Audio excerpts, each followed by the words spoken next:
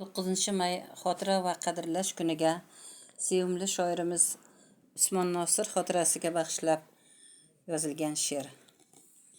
Qahraton qish, sovuq tunlari, jo'njikar et sovuq zahridan, lek dunyoda zahri qotillar yomon ekan qishning qahridan. Nega meni itqitdi hayot Rusiyaning o'rmonlariga, do'zax bilan yonma-yon turgan, quturgan shu bo'ronlariga. Buncha uzun ekan bu tunlar, uyqum kelmas o'ylayapman jim.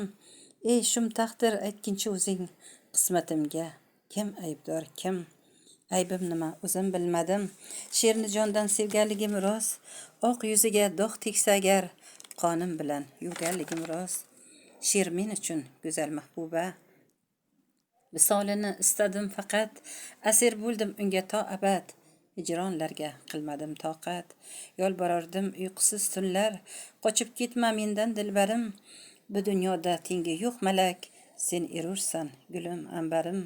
Shu go'zal yor shu ash'orni deb, saharda qon tupursam mayli, butun umrim uning bo'ynida. Men majnunman, she'rim sen Layli.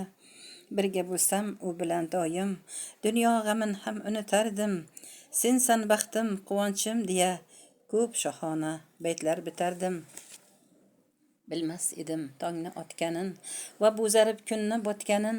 Bilmas edim hatto birovlar xilvatlarda nomim sotganin. Bilmam nechun kerak ularga mening halovatim buzmoqlik. Kimga rohat bo'lgandir axir qalbim torlarini uzmoqlik. Baribir men kuylayotibman, jahannamda bo'lsamda agar, jismim yo'qotsada quzg'unlar, ruhim samolarda aylanar. Armonim shu ona vatanni yana bir bor ko'ra olmadim. Yurt haqida qo'shig'im tayyor, faqat go'zal kuyga solmadim.